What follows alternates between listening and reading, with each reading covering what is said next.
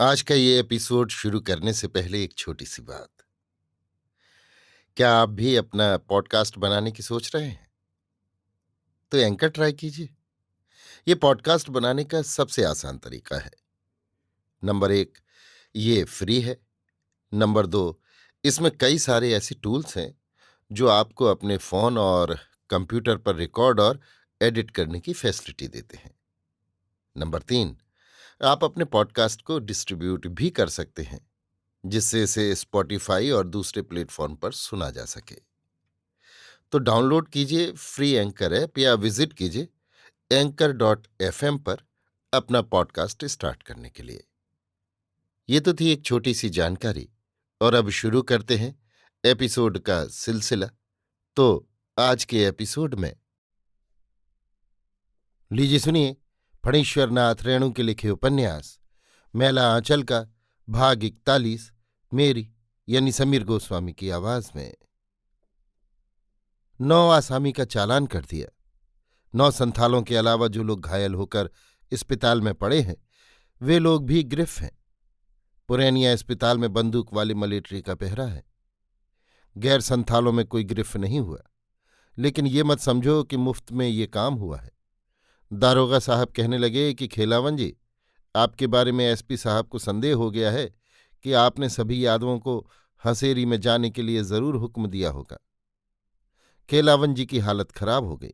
वो तो तहसीलदार भाई थे, तो 5,000 पर बात टूट गई। नहीं तो अभी बड़े घर की हवा खाते रहते खेलावन जी। सिंह जी घर में नहीं थे, शिवशक्कर सिंह भी नहीं। अब सिंह जी लोगों के मन में क्या है सो कौन जाने। दारोगा भी तो राजपूत ही है। आदमी के मन का कुछ ठिकाना नहीं, कब क्या करे। मुफ्त में सबकी गर्दन नहीं छूटी है। 5,000। तहसीलदार बिस्नाथ को कुछ लगा कि नहीं? सुमृतदास बेतार को आज 3 दिनों से पेट में सूल हो गया है, नहीं तो सब बात कह जाता। अरे, बहुत दिनों जिएंगे सुमृतदास जी, बहुत उम्र है। तो हमारा उम्र तुम लोग क्या लगाते हो? यही 40। 40 नहीं, 35। जामुन का सिरका बिना पानी के पी गए थे, इसलिए दांत सब झड़ गए। अच्छा सुमृतदास जी, कुछ पता है कि? अरे ये मत समझो कि सुमृतदास सूल से घर में पड़ा हुआ था। राम झरोखे बैठ के सबका मुजरा ले। पूछो क्या जानना चाहते हो? क्या तहसीलदार साहब को भी रुपये लगा है? तहसीलदार बिस्नाथ प्रसाद को इतना बेवकूफ नहीं समझना। वो दारोगा तो ये तहसीलदार। तुम कौआ तो हम कैथ वाली कहानी नहीं सुने हो? तहसीलदार हरगौरी बेचारा अति संघर्ष करे जो को अनल प्रकट चंदन ते होहीं, सियावर रामचंद्र की जय। लेकिन राजपूत टोले को तो एसपी साहब भी नहीं छोड़ सकते हैं। जानते हो एसपी साहब क्या कहते थे? ये समझ में नहीं आता कि तहसीलदार बिस्नाथ प्रसाद की जमीन से बीहन बचाने के लिए तहसीलदार हरगौरी सिंह क्यों गए? जरूर कोई बात है। सिंह जी को एक चरण लगेगा। गवाही में किन लोगों के नाम है? अरे गवाही क्या, बोलो तुम ही ईमान धर्म से कि संथाल लोगों ने जोर जबरदस्ती किया है या नहीं। इसमें क्या संदेह है? तो गवाही के लिए कोई बात नहीं, लेकिन गांव की तकदीर चमकी है। इतना बड़ा केस कभी हाथ नहीं लगेगा। इसमें जो गवाही देने जाएगा उसके तो 3-3 खिलाने वाले रहेंगे। तीनों एक ही केस में नत्थी हैं, समझे? खबरदार मेरा नाम नहीं लेना। हाँ, और मेरा भी तो फैसला नहीं हुआ है। हमको क्या देते हैं लोग? जितना कागज पत्तर लिखा पढ़ी होगी सब तो सुमृत दास के मत्थे पड़ेगा। लेकिन इस बार नहीं, पहले फैसला कर लें। संथालों में किस किस की गवाही हुई है? अरे संथाल टोली में गवाह आवेगा कहाँ से?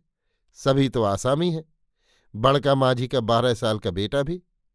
दारोगा जी ने जब पूछा कि बताओ क्यों बीचड़ लूट रहे थे, तो बिरसा ने जवाब दिया कि हम लगाया है। इसके बाद दारोगा जी ने झाड़ झपट के पूछा तो बिरसा के बाद सबों ने तुरंत कबूल कर लिया कि बीचड़ तहसीलदार बिस्नाथ प्रसाद का है। औरतों और बच्चों ने भी कहा तहसीलदार का बीचड़ है। तब उखाड़ता था जबरदस्ती क्यों तुम लोग?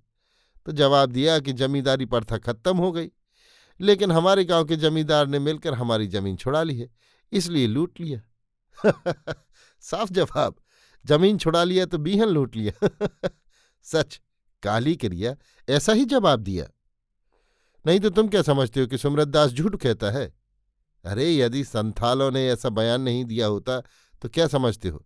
तुम लोग अभी घर में बैठकर हा ही करते, अभी जेहल खाना में कोल्हू पेड़ते रहते, समझे? दारोगा जी ने भी सोचा कि आग लगते झोंपड़ा, जो मिले सो लाभ। इसीलिए ना कहा कि तहसीलदार इतना बेवकूफ नहीं। तब दारोगा जी का इलाका है जो ऊपरी झाड़ झपड़ 500 पाड़ी वसूल सकें। इसमें तहसीलदार साहब क्या कर सकते हैं? सिंह जी को 5,000 और शिव शक्कर सिंह को भी उतना ही लगेगा। डॉक्टर से भी कुछ पूछा है दारोगा साहब ने? पता नहीं अंग्रेजी में क्या डिमडाम बात हुई। एसपी साहब से भी डॉक्टर साहब अंग्रेजी में ही बोल रहे थे। आदमी काबिल है ये डॉक्टर। हर एक लहास के बारे में क्या लिखा है जानते हो? लिखा है कि संथालों की मार से मालूम होता है और घाव के मुंह देखकर मालूम होता है कि किसी ने अपनी जान बचाने के लिए ही इस पर हमला किया है। और इधर वाले की लहास को लिखा। लहास? लहास लाश, पुलिस दारोगा, मलेट्री, मार, जेहल, काला पानी, नहीं फांसी।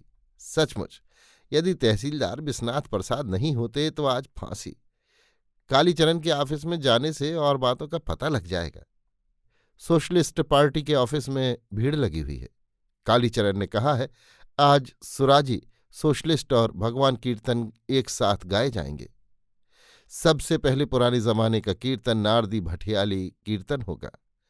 बूढ़े लोगों के गले में अब भी जादू है। आजू से बिराजू श्याम कदली के छैया, आवत मोहनलाल बंशी बजैया, पीत बसन मकराकृत कुंडल। यही नारदी है। मृदंग कैसा बजता है, धिधनक तिधनक धिधनक तिधनक। अब किरांति कीर्तन, गंगा रे जमुनवा बहुत पुराना हो गया। वो रुलाने वाला कीर्तन मत गवाइए कालीचरण जी। बम फोड़ दिया फटाक से मस्ताना भगत सिंह। हे वाह रे, सुन रहा क्या संभाला है, वाह। भारत का वीर लड़ाका था मस्ताना भगत सिंह। सिंह? भगत सिंह कौन बात कौन जात था? मस्ताना भगत सिंह जानते हो? कालीचरण जी कहते थे। 5 बार फांसी की रस्सी खींचा, 10-10 आदमी एक एक और लटक गए। खींचने लगे, खींचते रहे और उधर भगत सिंह के मुंह से निकलता जाता था, इनकिलाब जिंदाबाद, इनकिलाब जिंदाबाद, जय जय। हाँ, आज कौन इतने जोरों से नारा लगा रहा है? सोमा जट। अरे बाप, 3 दिन से एकदम लापता था, एकदम लापता। लेकिन जानते हो हसेरी में सबसे ज्यादा मार किसने किया था? 4 को सोमा ने अकेले गिराया है। हाँ खबरदार, तहसीलदार साहब ने मना किया है, सोमा का नाम कोई नहीं ले। दागी है, लेकिन देखते हैं इधर सुधर रहा है। कालीचरण जी सुधार देंगे। अब एक सुराजी कीर्तन होना चाहिए। हाँ भाई, सब संतन की जय बोलो। गांव के देवताओं के प्रताप से, काली माई की कृपा से, महात्मा जी की दया से और क्रांति इनकलाब जिंदाबाग से गांव के लोग बाल बाल बच गए। सभी कीर्तन होना चाहिए। भारत का डंका लंका में बजवाया वीर जमाहिर ने। राजबल्ली महतो भी हारमोनिया बजाता है। कहाँ सीखा? सिर्फ दांत बड़े हैं सामने वाले, गाने के समय मुंह कुदाली की तरह हो जाता है। भारत का डंका लंका में। बालदेव जी कहाँ हैं? सुना कि बालदेव जी साधु हो रहे हैं, कंठी ले ली है। कंठी पर किसका नाम जपा करेंगे, महात्मा जी का या सतगुरु का? चरखा स्कूल की मास्टरनी जी कितना मुटा गई हैं। अरे बाप रे, सिर्फ कालीचरण जी से ही हंसकर बोलते हैं। कालीचरण जी आज कुर्ता में गोल गोल क्या लगाए हुए हैं? सोशलिस्ट पार्टी का मोहर है। देखा, कालीचरण जी मोहर वाले लीडर हो गए हैं। बालदेव जी को, बावन दास को या तहसीलदार साहब को मोहर है। मास्टर डी जी उसमें क्या लगा रही हैं? फूल। वाह, अब और बना, फूल मोहर छाप सिगरेट। डॉक्टर साहब का नौकर कहाँ आया है? चुप रहो चुप रहो, शांति शांति। कालीचरण जी को डॉक्टर बाबू बुलाते हैं। प्यारू मंगला देवी से कहता है। अज्जक काली, डॉक्टर बाबू को निमंत्रण नहीं दिया? तहसीलदार साहब, खेलावन जी वगैरह तो कचहरी गए हैं, डॉक्टर साहब तो थे, जाओ बुला रहे हैं। एक बात है, जरूर कोई बात है। सुमृतदास बेतार कहाँ है? एक बार बोलिए प्रेम से, काली माई की जय, महात्मा गांधी की जय, सोशलिस्ट पार्टी की जय, इनकलाब। कालीचरण जी। जी। एक बात कहूं, बुरा मत मानिएगा। हरगौरी बाबू की माँ रो रही हैं और दूसरे टोले में भी औरतें रो रही हैं। आप लोग कीर्तन कर रहे हैं, ये अच्छा नहीं लग रहा है। मुझे लगता है कि आज के कीर्तन से आपके भगवान भी दुखी होंगे। हम लोग भगवान को नहीं मानते, कामरेड वासुदेव ने बीच में ही टोक दिया। तुम चुप रहो, कालीचरण कहता है, हर जगह मत टपका करो। सब चुप है। हरगौरी की माँ अब भी रो रही है। राजा बेटा रे, गौरी बेटा रे। कालीचरण की आंखें भी सजल हो जाती हैं। बचपन से ही वो हरगौरी के साथ खेला कूदा था। पूंजीवादी हो या बूर्जुआ, आखिर वो बचपन का साथी था। वो आज नहीं है। उसकी माँ रो रही है। ये हरगौरी की माँ नहीं रो रही है, सिर्फ माँ रो रही है। वासुदेव, सबों से जाकर कहो कीर्तन बंद करें और कोठी के बगीचे में कल शोक सभा होगी, ये ऐलान कर दो, समझे? वासुदेव सोचता है सब बात तो समझे, मगर शोक सभा का क्या मतलब? उसमें गीत नहीं गावेगा, भाखन नहीं होगा, बस 5 मिनट चुपचाप खड़ा रहना होगा। वाहरे सभा।